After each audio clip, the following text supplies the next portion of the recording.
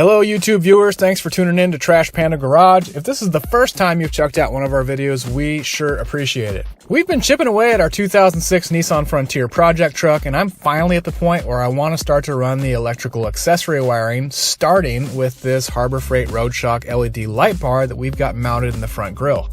You don't have to look too far on YouTube to find some examples of a sub-optimal wiring job, and let's be honest, the wiring job on my last build probably didn't look much better. When it comes to the Frontier, I wanted the wiring to be more clean and functional, so I started looking for prepackaged universal vehicle accessory wiring kits.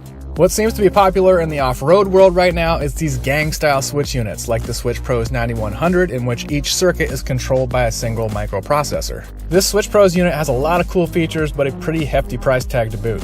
I started looking for alternate, cheaper options on Amazon and stumbled across this fuse and relay box made by a company called Concours Specialties. This waterproof fuse and relay box came with mounting brackets and ran about $130. It's rated at a maximum of 80 amps and includes 5 fused relay circuits and 5 constant hot fused circuits.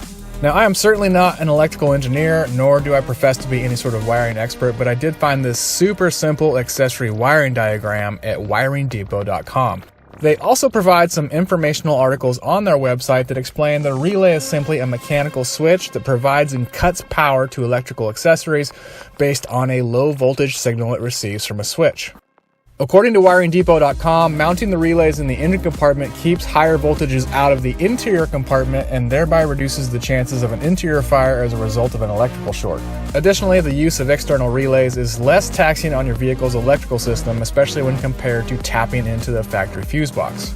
Now, of course, this is a universal fit bracket, so we had to figure out where to mount it in the Frontier. In this shot, you can see Grady helping me clean up the inner fender on the driver's side, which is where we had the most free mounting space. I did end up having to bend and drill out this small bracket so that we could mount the relay box level on the driver's side inner fender.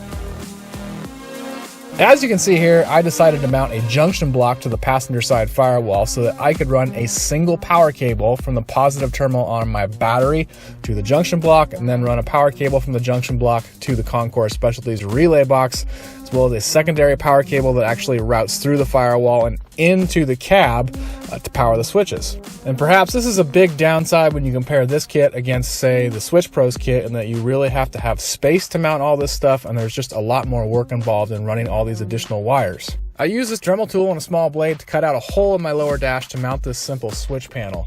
I think I prefer these larger, more tactile rocker switches, and you can order a switch for just about any accessory you can think of through the OTR Switch guys. I'll try and copy a link to their website in the video description below. So of course, I still need to figure out where I want to mount the rest of the lights and accessories on this truck, but I think having the Concours Specialties relay box installed will make it super easy to add those switches to my existing switch panel and to run the wiring in a safe and clean manner. That is it for this episode of Trash Panda Garage. If you enjoyed today's video, please do us a favor and hit that subscribe button. Until then, thanks for tuning in.